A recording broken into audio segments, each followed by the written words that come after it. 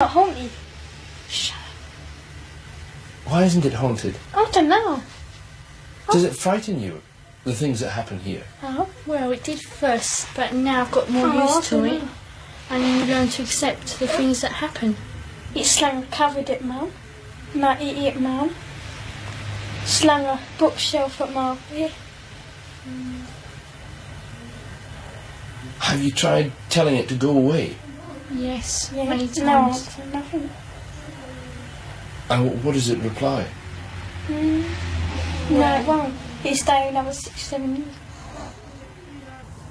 The local police could find no explanation for the knocking either.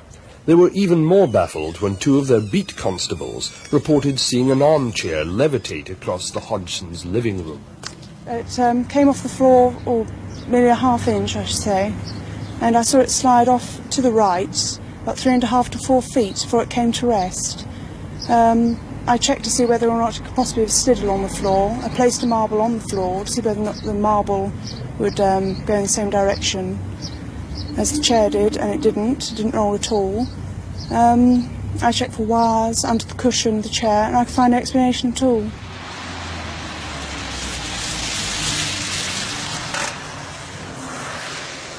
Maurice Gross is an electronics engineer and an investigator for the Society for Psychical Research. Over here was Janet, and over here, in this bed here, was Margaret. It was in the same bedroom a month later, with all the family present, that Maurice Gross first challenged the poltergeist to talk. And this was actually the result. You'll hear here the whistling first of all, and then the barking. And here is this noise.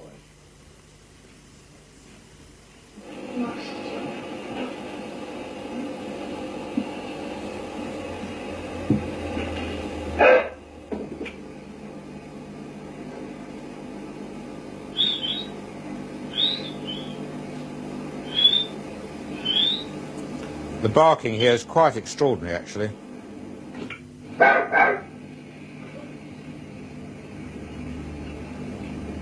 We got a dog in here.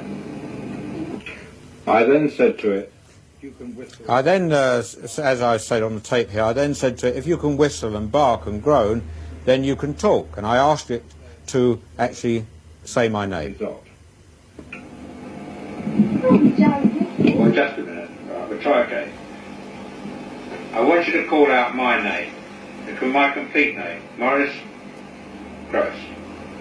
See if you can do that.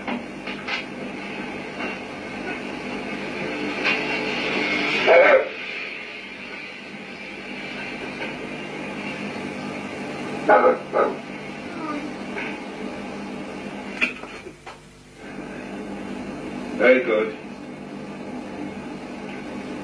Let me hear you say my name again. Come on, let me hear you say my name. Come on, my name's Maurice. Let me hear you say it. Maurice. Now that was the first time we heard the voice, and since then we've been hearing it again and again, and it's been getting louder and louder. What about the voices? When did the voices start? December the 12th. December the 12th? Yes. And how did they start?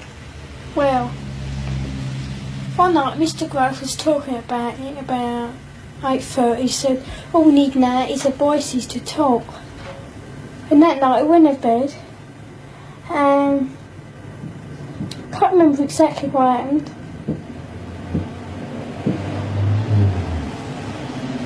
And What's that knocking? yeah, I can hear it now. I was doing that yesterday morning, and Peggy was on her own. So she come in to us, because it wasn't her, she come in. We sat together and we heard it. And I counted down my knocks and there was 14 altogether. And it's doing it again now. That was 3 knocks just now. Yes, it goes in 3s and 2s. when we first got contacted, this was when Mr. Gross said, if there's anyone there, knock twice with yes, and if not, one for no. I wonder if we did that now, whether it would answer. Is anybody there?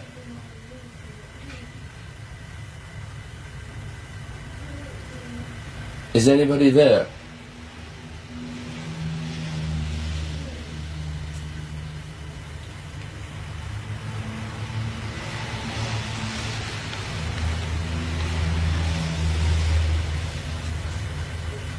Nothing. No. It doesn't always do it to order. No, it doesn't. It goes in spasms. Like we're talking now. It may not now, after you've said that, but it won't do it when you want it to, straight away. No.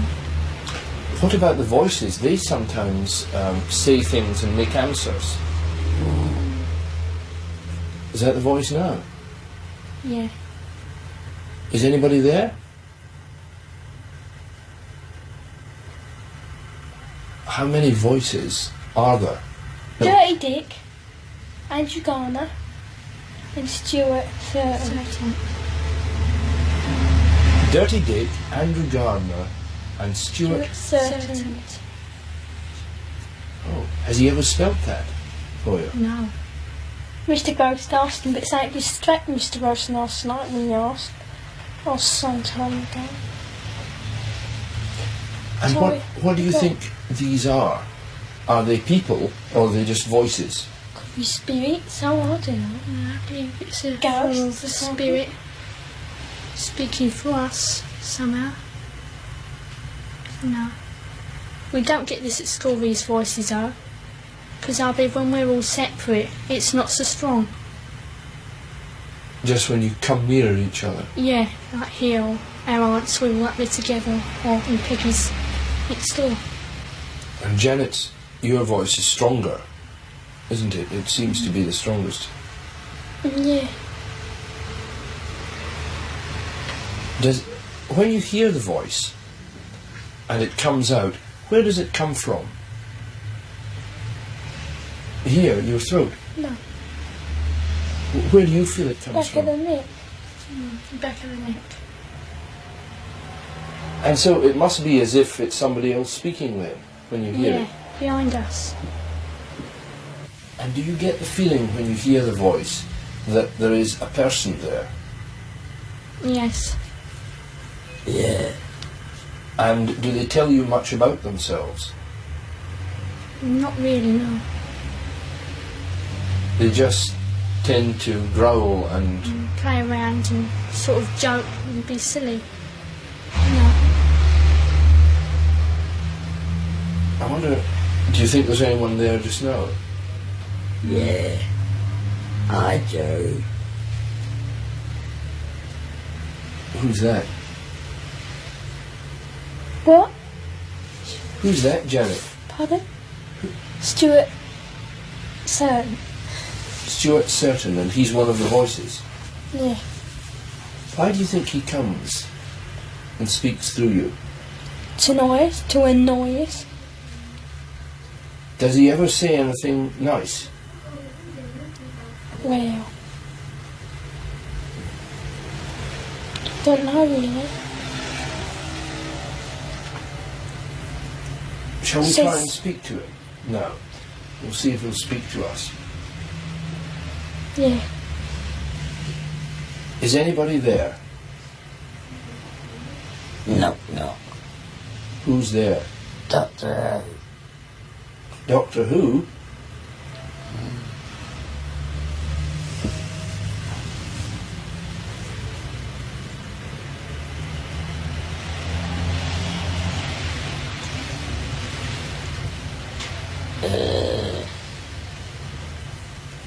Goose Chase is here. Mr. Gross, a lot of people, hearing these voices produced by the children, will simply say that they are very good ventriloquists and that this is all a hoax. How would you react to that? Certainly not. They're certainly not very good ventriloquists. We have had tests on them to see whether they can ventriloquize. They can't. To keep up this particular type of voice for any length of time without damage to the vocal cords is absolutely impossible. I mean, there must be some hoarseness attached to it. But don't forget, these children don't do this for a couple of minutes or so. They do it for lengths of periods up to 3 hours, and without any hoarseness or sore throats whatsoever. Well, perhaps, Guy, perhaps you've got something to say, son. Yeah. I'd like to know how you make this noise without bashing Janet's vocal cords to pieces. If I do it for half a minute, I get a sore throat. Joe? Guy Lyon Playfair is an author of books on the paranormal, with experience of poltergeist cases in Europe and Brazil. How do you do it, mate? God, Vicky Showers. Don't you ever get a sore throat, Janet? No. Sure? Yeah. You never get pain in the back of the neck or something? No. Oh, what do you mean? I saw you. I'm not with you. What? I feel, Oh, you're with me now? Really? Sensation in the back of the neck. Yeah. Well, tell us about that. I've been like No, tell me about that. You get it? Did you get it now?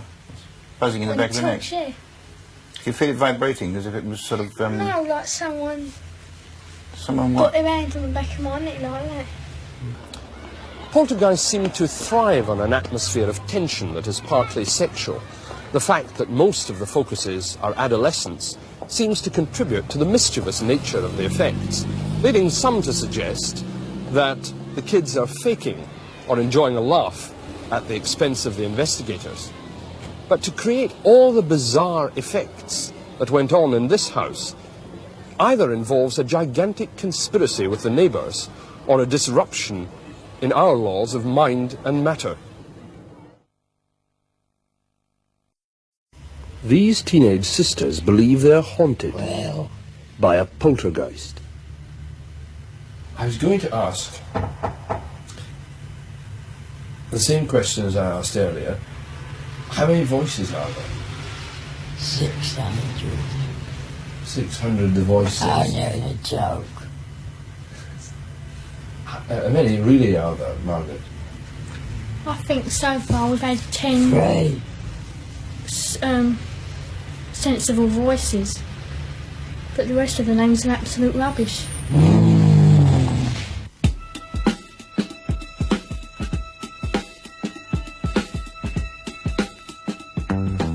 11-year-old Janet Hodgson appears to be the focus of many of the strange happenings in Green Street. But they also affect her 14-year-old sister, Margaret, and their younger brother, Billy. One of the first manifestations was when Lego bricks began to fly at high speed around the living room. How does it feel to be haunted by a poltergeist? It's not haunted. Shut up. Why isn't it haunted? I don't know. Does it frighten you, the things that happen here? Oh. Well, it did first, but now I've got more used to it, and you learn to accept the things that happen.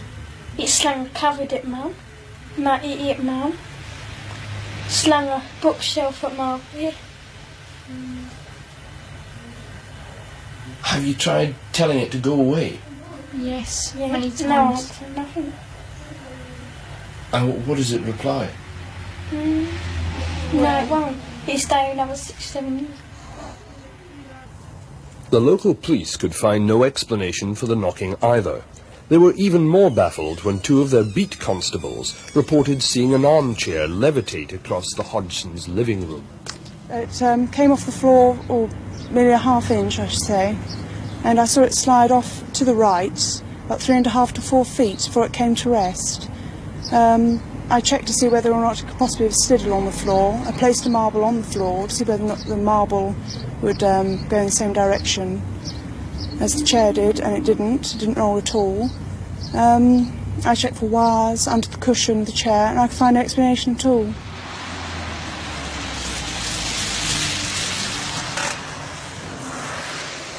Maurice Gross is an electronics engineer and an investigator for the Society for Psychical Research.